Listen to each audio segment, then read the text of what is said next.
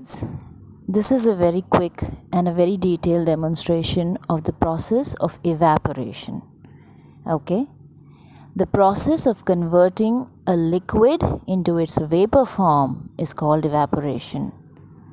So what are we going to do in the experiment? We are going to take some water in a container or a vessel, and we are going to see how the water or the liquid is converted into its vapor form through the process of evaporation. Now here you all can see that I've taken some water in a vessel. I'm going to now start to heat up the vessel.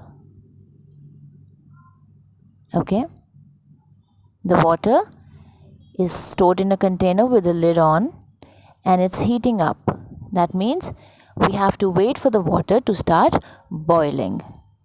Now the key points to remember for all of you is that evaporation or the process of evaporation starts only when a liquid or a water reaches its boiling point. Okay, the boiling point of any liquid or any water is that point or that time